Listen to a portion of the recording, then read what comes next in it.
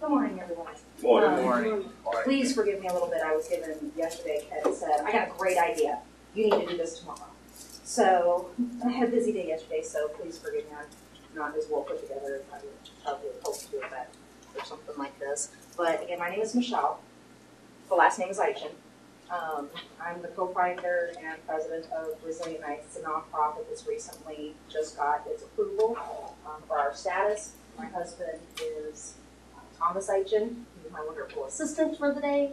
But we're going to go over a little bit about what our idea is, what we're trying to do, and some of the challenges that we've been facing in the last couple of months. So this journey started really in 1993, where my husband, airborne soldier, ended up retiring recently with 28 years in. We were fantastically excited about retirement, and then they had one of those big division runs, and my husband started falling off. So in 1993, my husband had a really bad airborne incident. Broke his neck, stayed in the field. It was one of those big operations, right? And of course, he stayed in the field because mission first, right? How they run things, right? But then he couldn't pick up his feet the next day, so we thought, well, we might as well get you a medical attention. And it ended up his neck was broke. 36 days later, my husband was jumping out of an airplane again. That's something we would not do now, given the knowledge of what our recent deployments have shown us about traumatic brain injuries. So the question is, the topic of repeated head injuries is easily spoken about within the sports arenas now. What's the difference between an NFL player and an airborne soldier? Really, we're talking about airborne junkies. I know a lot of them. The people That's the difference. Pay. Pay, that's a huge difference. But you know, I had to ask a lot of doctors this. Because as my husband was sitting in the emergency room, who later ended up in the hospital at Tripler for a week, with neurologists telling me my husband might have an ear infection, and that's why he couldn't walk and talk. And he said, I think I hit my head too many times. I'm like, well, that's a better idea than an ear infection, because these neurologists have been seeing you now for 6 months, so you think they would have figured out an ear infection by that point, right? That's my thought process. So, as my husband says, I think I hit my head too many times. That's really what started a 3-year journey that ended up with his retirement and thus us wanting to do something about it. But I asked a lot of doctors that question. We know NFL players, boxers, soccer players who are now changing the rules so that they don't hit their head on the ball at an early age. We know that repeated head injuries from balls and other players are going to result in something called chronic traumatic encephalopathy, CTE. So which would you rather hit? 350-pound man coming at you? The earth? And so when I ask these doctors, their answer is, well, NFL players get hit harder. And I said, well, you've never seen a PLF. Well, what's a PLF? You're military medicine. What do you mean, what's a PLF? So I started downloading videos and taking videos with me to doctors. And I'd show the doctors a normal PLF, and some of them were actually shocked. Oh my God, is that guy okay? What do you mean, is that guy okay? I don't know. This is normal. And he only landed once. What about the guys that land and the gals that land? 3 times in one jump. And then this was just one jump that day. You know they're going to do probably 2 or 3 jumps that day because, again, they're junkies, right? So it was kind of concerning to me that military doctors had no idea what a normal soldier that's airborne goes through. So the next question came up. We sat down with, my husband was fortunate enough to make it to the rank of Sergeant Major. He loved what he did. He's psychological operations. He's very, very good at it. Had a lot of soldiers that absolutely looked up to him and really mentored a lot of people. So it was really important. So we sat down with some other individuals, another sergeant major within this MOS, within this job. And we decided, okay, how many sergeant majors are there in psychological operations? It's a small community within the special operations world. And then it turned out to be, we came up with 18, 19 maybe. And then we said, okay, well, how many of them have unexplained dizziness, unexplained memory loss, and really have started having emotions that they can't explain? And we came up with 10. It's over 50% of our, now these sergeant majors, they're all men. That's a lot. We're talking 20 plus year veterans that have been airborne the whole career, taken exactly the same path my husband has taken, and of those, over half don't know why they can't walk straight, or they can't remember all of a sudden, or they can't control their emotions suddenly. So that to me became a problem. So then, thanks to military medicine, we came up with a third question. What are the symptoms of PTS versus this chronic traumatic encephalopathy, CTE? And is it possible that our epidemic, specifically of our older veterans, is it possible that this epidemic of suicides and PTSD really isn't psychological, and that there's actually neurological things occurring that the Army really just doesn't want to talk about? So that's what came to be Resilient Knights. Knights because PSYOP is, their little thing is a night horse, and resiliency is what you have to have when you're dealing with the Army. So we want to deal specifically with this area of PTSD versus CTE. My husband, in his 3 years at Walter Reed, was told there was something he saw downrange years ago. And he didn't deal with that emotionally. He just kind of put it aside. And because he put this aside years ago, he can't walk and talk today. I don't know about you guys, but to me, that didn't make sense. I knew my husband. My husband knew what he did downrange meant something. He didn't feel bad about it. He was proud of it. There's evil out there. And my husband went and did his best to stop it for a certain period of time. And that's what his friends believe. So telling me that my husband was upset about something just didn't make sense to me. And really, and now he can't walk or talk? He can't stand up straight. I've got to hold him everywhere we go. He looked like someone who had actually drank a case of beer plus a whole bottle of vodka. It was bad. And this is all emotional? It just doesn't make sense to me. And so this is what they kept saying to me. Oddly enough, a month after we'd been to Walter Reed, there was a test done on his autonomic system.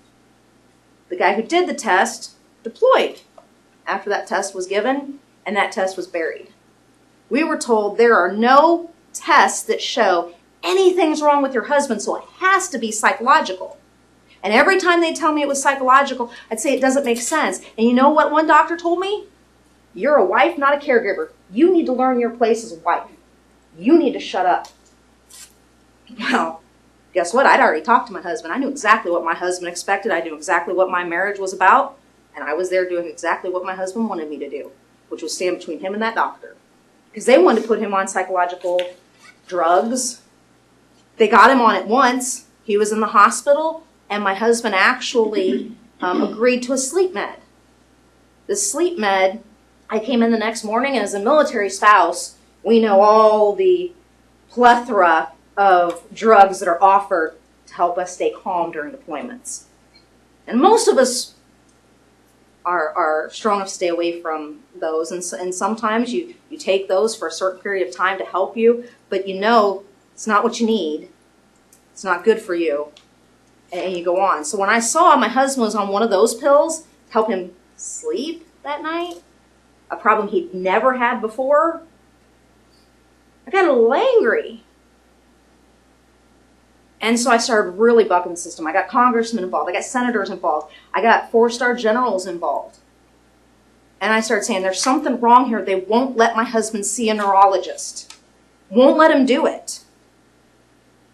And suddenly, a lot of prayer and a lot of right contacts, we started meeting this person, started meeting this person, started meeting this person. And we got a call from a man named Dr. Gandy. He was featured on 2020 about 3 months ago, talking about repeated head injuries, CTE.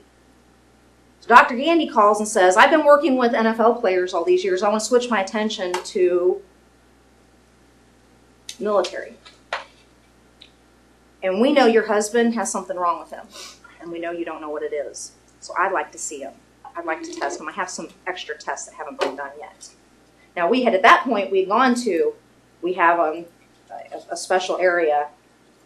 There's one on Fort Bragg here called the Intrepid Center.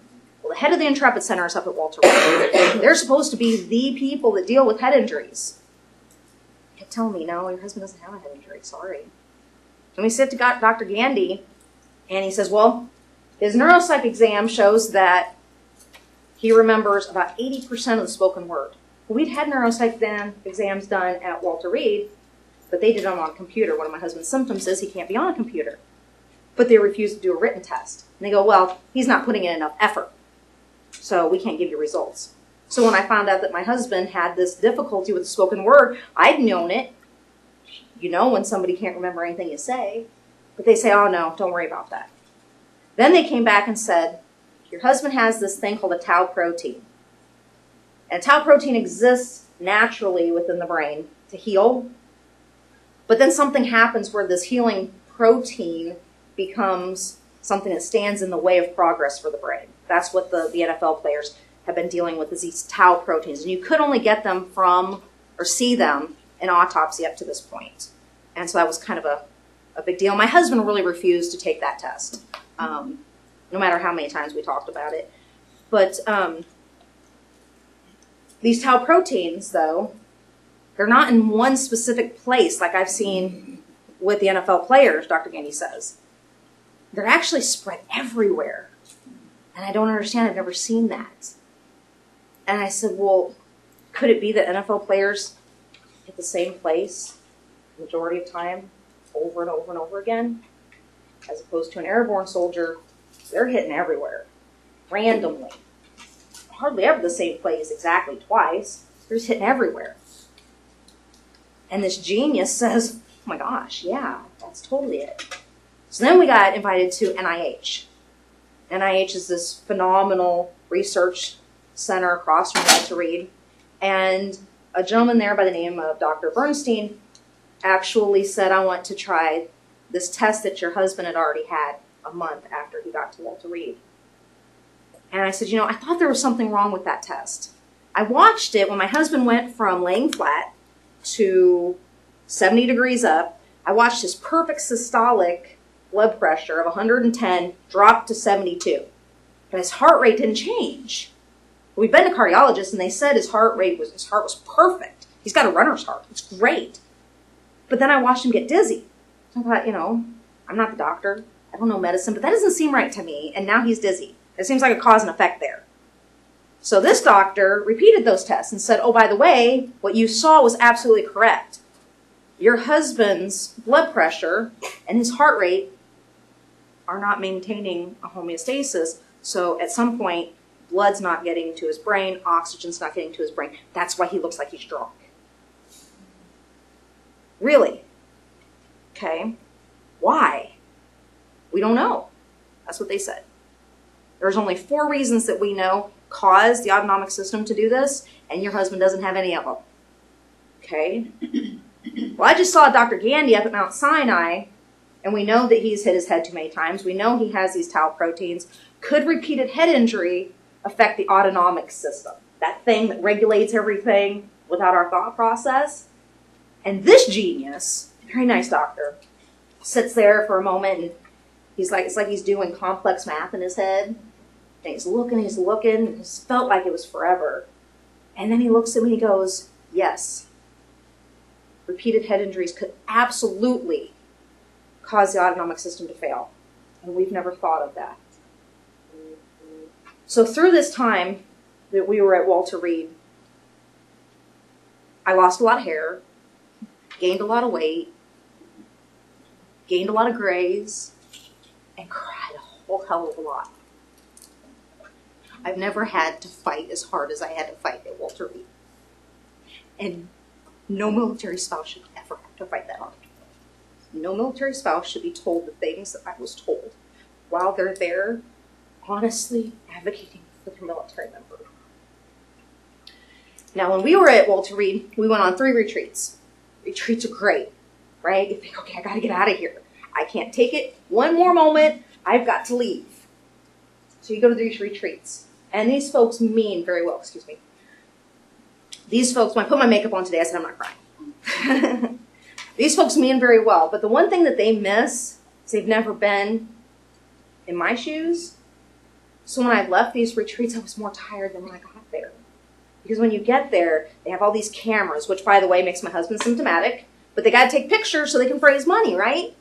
They got to show what they're doing to help people, so they're taking pictures everywhere, making my husband worse, making my life harder, because I've got to make sure he's not falling, running into walls, things of that nature. And then they'd have these schedules where you're just going nonstop. So this is what we decided to do. I said, I need a big house. Sergeant Major's wife, I entertain. What I do? Joes come to my house. Spouses come to my house. There's no reason to change that with retirement, right? Do it well. Take care of each other. It's family, right? So we need a big house. And I want to bring soldiers with PTSD and TBIs, I want to bring them to our house. Because remember, those symptoms, PTSD, CTE, they mirror each other very closely. And if you put someone with CTE on the drugs to treat PTSD, you're going to create a problem. Could it be that that's why we have 22 suicides a day? I don't know. I'm not a doctor. Common sense says it might have something to do with it. So let's bring these folks to our house. What are we going to do with them? That's the next question. We spent the last 6 months of my husband's career in Walter Reed working with some phenomenal occupational therapists. And they discovered my husband, before he entered the military at 28, actually was very good at woodworking. And he can be in a room like this. Lights don't change. Elevation doesn't change. He's not doing a lot of bending over and standing up. He's working primarily at one level. He can actually do woodworking all day and not become symptomatic. The medication they have him on raises his blood pressure so that when it does drop, he's still at a healthy pace. So he can do this all day and do it very well and not become symptomatic. So let's bring soldiers in. Let's send them with my husband. Because the other thing I figured out about soldiers is when you put them around senior enlisted and they're working with their hands, they're going to tell you everything that's going on in their life. And they're going to be looking for you to do something and say something that can help them go forward. Because that's what they do on a daily basis at work. So when they're in the hospital and they don't have that, it doesn't feel right to them. So you put them in an environment, put them with my husband and his friends, and I think they'll open up. And then give me the caregivers. Give me the spouses and the moms. And give them a chance to take a bath. Nobody realizes it, but at Walter Reed, you're in a barracks. That's where you're living, taking care of your spouse or your child. You're in a Navy barracks. It's a little bit nicer than the 82nds because they're Navy. They have one. But the Navy can walk in and knock on the door and walk in at any moment. It's sterile. The beds are wrapped. It's not comfortable. So I want to bring them. I want to put them in a king bed. I want to be able to take a bath and relax because they know that their soldier, their military member, is just outside in a building. And by the way, it's rigged up with cameras because I got to keep eyes on him at all times. So we've got eyes on them at all times. So you actually can relax. So let's go. That would be my tier number 1, what we want to do. We want a house designed to be relaxing for caregivers while offering therapies like woodworking and fishing. These are things that my husband participated in, not the woodworking, but he did pottery. It's kind of funny. I took him kicking and screaming to pottery one day, but I said, I drive, you go everywhere I go, and I'm going to pottery. So guess where you're going today, whether you like it or not. And he loved it. Absolutely loved it. So that's what we want to do, Tier 1. Tier 2, educate. We really want to start with the special operations community because we're not stupid. We know that the military will listen more within that community. It's unfortunate, but it's true. It's a smaller community. The military pays a lot of money in that area for those people. So that's what when we're talking with military, it's a machine. Really the only thing it understands is money. It doesn't understand people. So that's where we want to start. And then we want to spread out from there. But I think that's the best place to begin. And we really want to talk about the danger signs of CTE. What tests you got to take to figure out why you can't walk straight? When you start getting them neuropsych exams earlier in their career, so when they're a sergeant major and they test average, and I know that my husband, who entered the military, was not average thinking, they know that they have something to compare it to see if there is a deficit now in this soldier. And then we really want to look at the emotional aspects of it. So my husband, while he was going through this whole thing, we found out that there was an emotional aspect to CTE. And that's the anxiety that comes with it. It's the sadness that I can't do something that I know I should be able to do. These are very capable individuals. And now suddenly they need to rely on someone else for everything. So there is a psychological aspect that goes along with it. But how is that different than PTSD? Because that is. And again, the treatment's completely different. Now, PTSD is post-traumatic stress disorder. For anyone who isn't aware with that, I've been told recently that I got to stop saying that. So I apologize.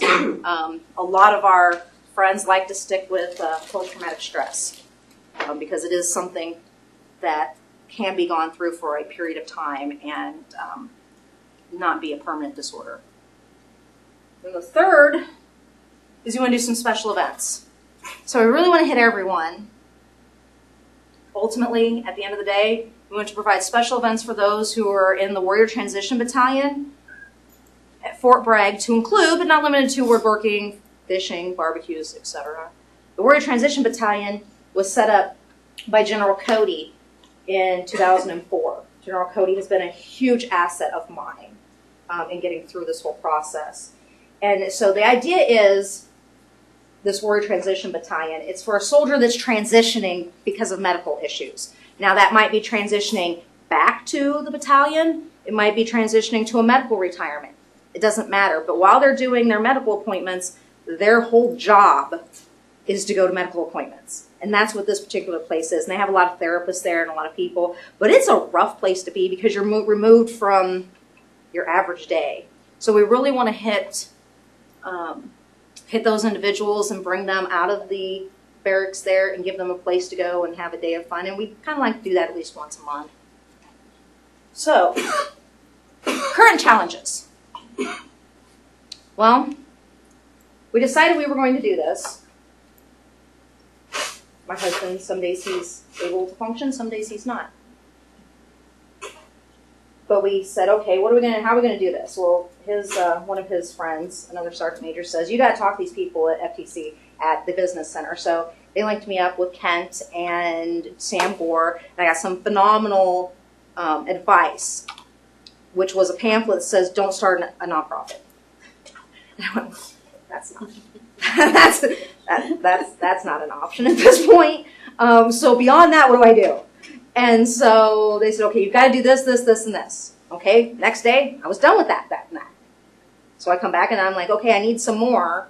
So a little bit later, I get some more and get some more. So we got established, we got going, and then we realized, wait a second, I can't spend my husband's retirement to make this nonprofit work. Because we can pay for ourselves to live, but we can't fund this also. So we've been hitting some challenges with fundraising. And one of the biggest challenges that I have is fundraising within my community. The military community is given enough. And it's hard for me when someone at Walter Reed comes to me and says, hey, can you give your time to support this nonprofit that's supposed to be supporting Wounded Warriors?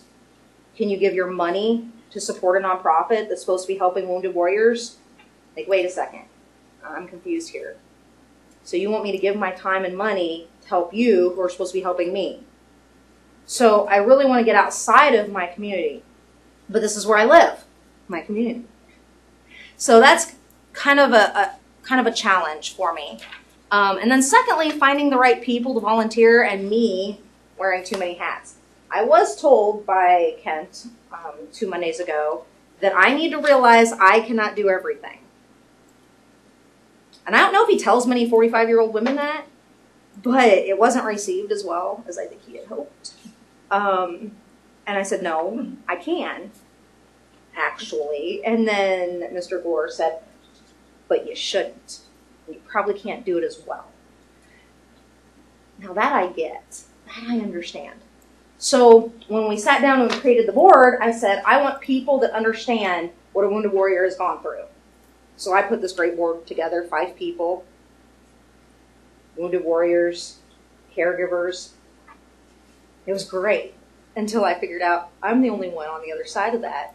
All the rest of them are at Walter Reed every day. They don't got no time to help me do anything. I don't know why I thought that that would be a great idea, but they have the passion that I do. They have the understanding that I do. So I need other people that are not connected to being a wounded warrior to help me do these things. Social marketing. I now need a surveyor because guess what? We can't find a house that's the size I want that's been built between here and New York State because we looked about 50 of them. So now we're going to build a house, and so now I need surveyors, and I need contractors, and I need all of these people, which for one little homeowner is a big project of and of itself. But I need a really big house, and so I got all these things that as I'm building this house, I'm still building this nonprofit, and that's just putting me in too many places at one time. So those are really the 2 challenges that we have currently. I really appreciate you folks listening. This is the first time that I've openly talked about my experiences. So I really appreciate you giving me the chance to just be able to say it. And I got through it with only a tear or 2. So pretty good about that. So thank you very much.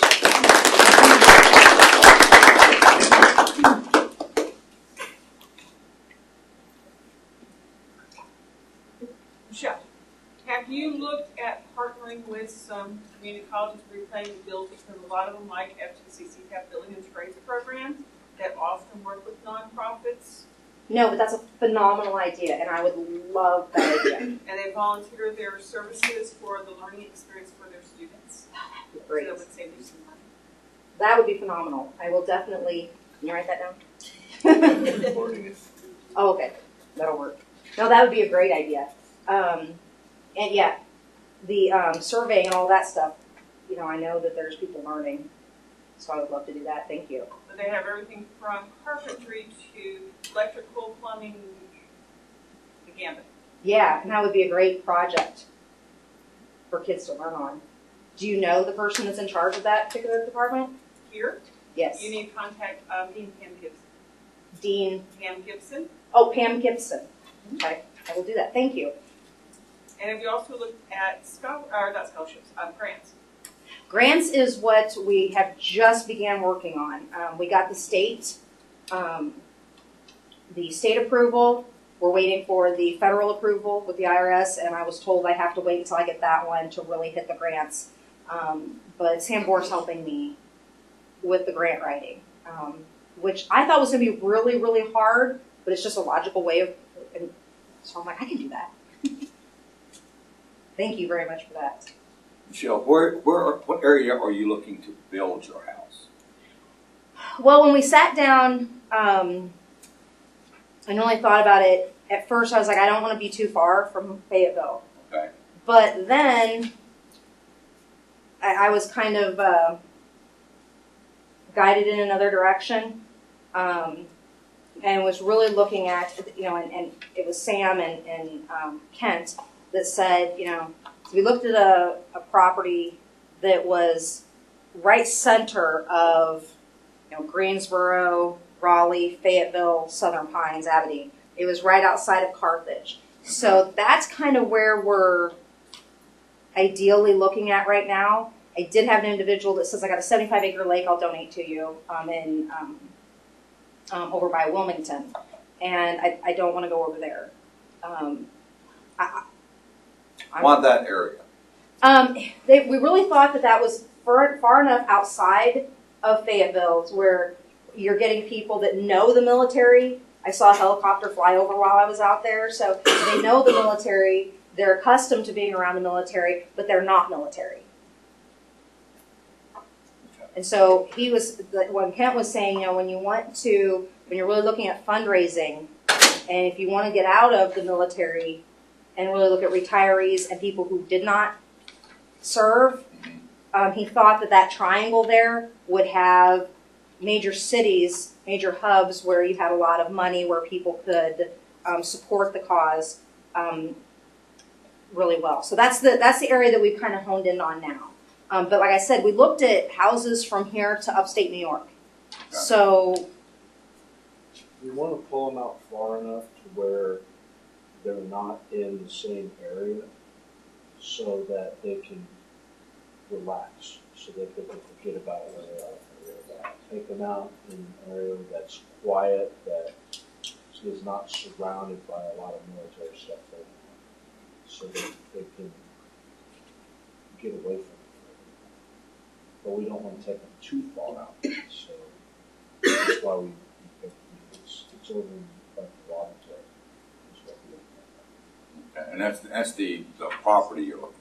that's just, we have one property out there that we kind of like at the moment, but we haven't honed in on anything specific right now. What size house are you looking for? A 6-bedroom, and I want each to have a bathroom with it. So we were looking at older established homes, thinking we can just remodel, and everything. The last one we looked at, we're at the bottom. We're like, we can make this work, and then we look underneath, and someone had dug out part of the foundation, and my contractor said, "Run. That house is going to fall at some point."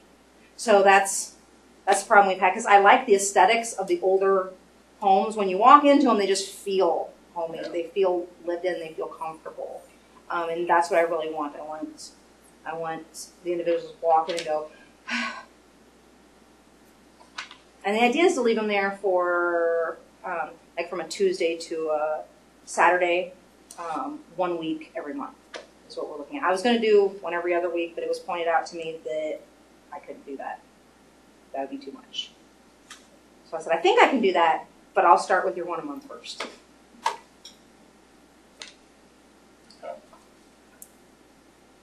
Did you say they had given you that property outside of Wilmington with the lake on it?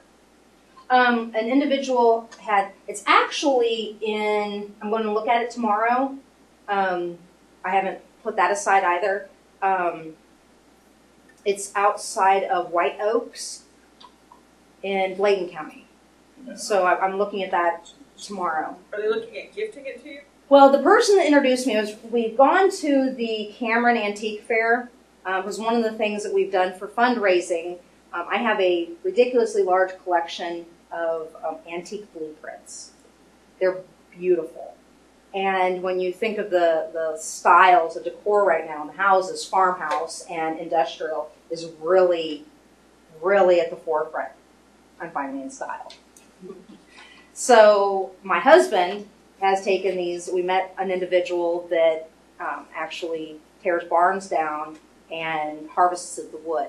So my husband's been making these wonderful barn frames, and I've been matting my blueprints. So we took a couple of them, and they're showstoppers. People will stop and go, "Oh my gosh, that's gorgeous." And so we go, and this is what we're selling them to a nonprofit for. So we went to the antique fair in Cameron and did that. One of the women we met there, we've had a lot of amazing connections thus far. She said, I'm a retired Air Force guy's spouse, and he retired 35 years ago, and she gave me this hug, and she cried, and she says, "This is phenomenal, and we're going to put you at the top of our prayer list." And then 2 weeks later, she calls and says, "I know somebody that wants to give you a property." I talked to the gentleman, And the gentleman, I have not asked him at this point if he intends to give it to me or not. I wanted to look at it.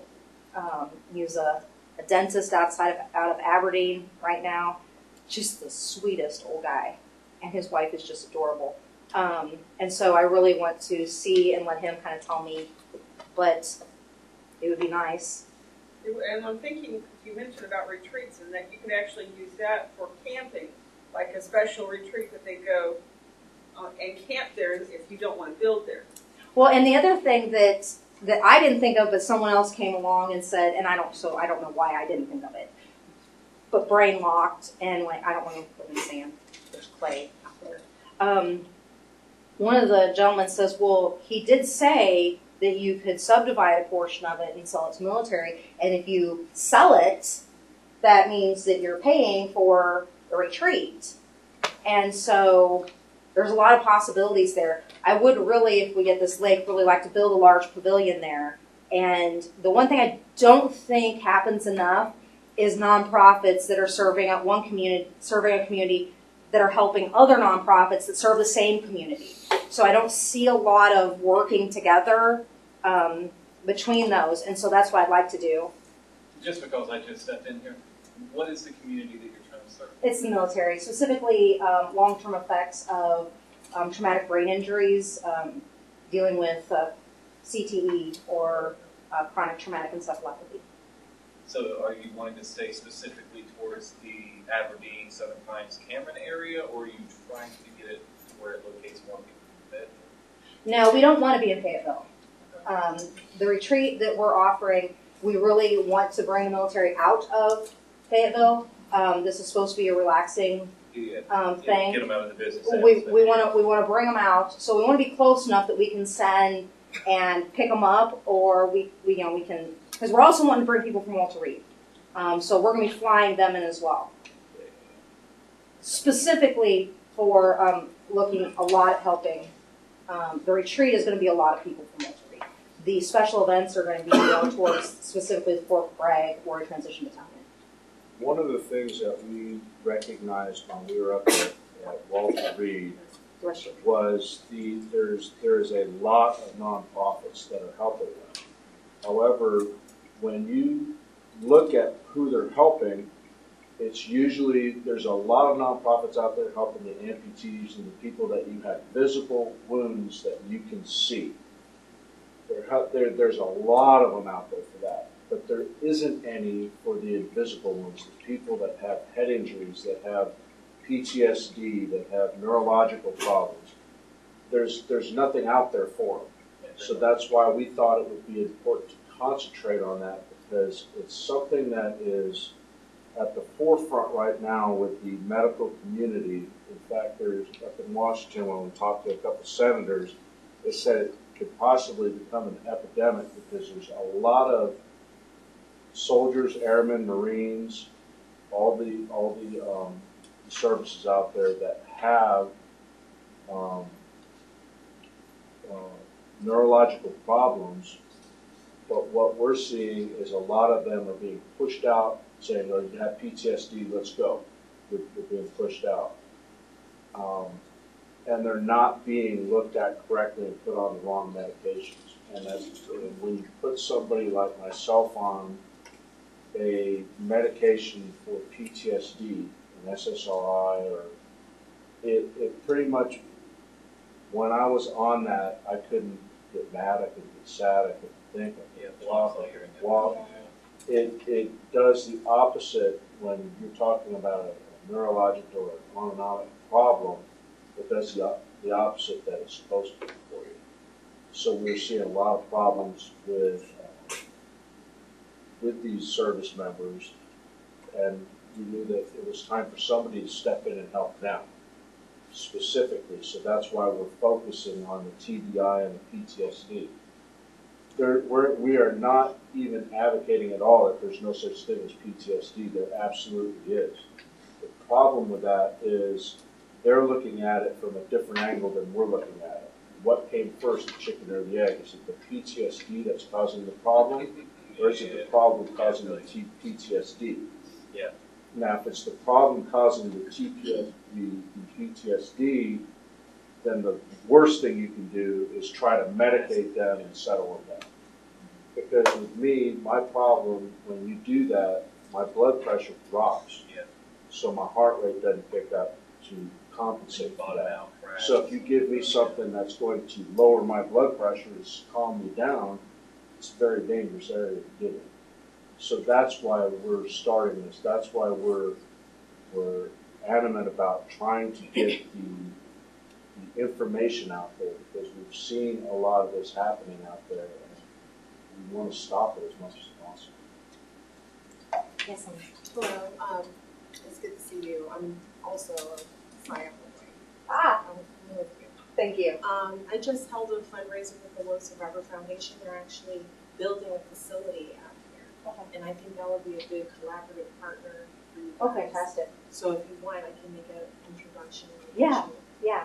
Like I said, I really think we really missed the people that are that are doing nonprofits, working with other people that are doing nonprofits, and I think that that's something that needs to change. If you've got a heart for one area, that's great. Let's collaborate and work together to serve the service. So, And I've already yes, I started love that. talking with two nonprofits for fishing, with Healing Waters and Heroes on the Water. The Healing Waters is fly fishing, and they taught me how to tie flies and all that, and that's very relaxing. And also with the Heroes on the Water that does kayak fishing, and we're talking to collaborate with them to come in. So if we did get something like this lake property, we could use that in coordination with these nonprofits to bring people down. Both of them are excellent, by the way. Yeah. Yeah. Both of them are excellent. We've They're been on the both- receiving They're end both veteran owned. of And vet services, they both Yeah. are. 'Cause I know We- both of them very well. Yeah, we've been on the receiving end They're of very- both they're very individuals, excited. Walter Reed. And he's tied now probably 400 flies But and not used them, but just what we're finding is the activity of doing something very simple that takes a lot of focus is good for not only TBI, but also good old-fashioned PTSD. So we're finding that a lot of these therapies outside of the drugs helps both of them. So that's great. So because that line is so blurred between the two, you hit them with the same therapies and they're going to work. Yeah. We did talk about, because pottery was the other thing I mentioned that was a huge success for both myself and my husband. And I talked to Kent, I said, those art therapies don't seem to exist here. And if they do, the VA doesn't know about them, and all the advocates that are around helping veterans that I've experienced don't know about them either. So we need to help them get the word out. But that's another aspect that we're trying to work. So it's not just even our retreat, we're trying to help make sure, because to me, Walter Reed is a bubble. It's another dimension. I fought very hard to take my husband from Oahu, which was supposed to be, the grand finale of, this is our last deployment, or last PCS. It was going to be great. We're going to retire from here. I fought very hard to go from Oahu to Walter Reed, and when I got to Walter Reed, it was the hardest experience of my life as a military spouse. But it's this bubble that's just crazy. So I want to really step away from that and go, okay, where do I think the majority of the people that are dealing with PTSD and repeated TBIs are? And Bragg is I don't think we could ask for a more concentrated location than Fayetteville for that. So I want to get all of these programs that work so well for me and my husband, also get them all kind of motivated here as well. Michelle, I'm going to take the last question. But before I do that, she was talking about Lone Survivor, the place they're going to build here. They presented a few weeks ago here at 1 Million Cups. So if you go on the YouTube or the 1 Million Cups Fayetteville website, you can see their presentation where they talk about what they're building. Okay. But the last question is, what can this community do to help you? That's a really hard question. We We do have fundraising on our website. I'm going to send my husband out in a moment to get my box of cards because I managed to leave that outside. I'd like to get an article in the paper talking about what we're doing. So I'd like some publicity. She's smiling, so I'll talk to her later. So yeah, I'd like to get some publicity on what we're trying to do. I would like to, share the word with everyone that you know. If you know someone that's having issues, give them my information. Again, we cannot advocate for people. Keep being told this by the powers that be that know, but we can't advocate for people. What I've been told I can do is go, in my experience, this is who to talk to. In my experience, this is the test to ask for. So if you know anyone that has any of these issues, send them our way. There's little things, like occipital neuralgia, for instance. We have a huge epidemic of migraines, higher in our community than the average population, right?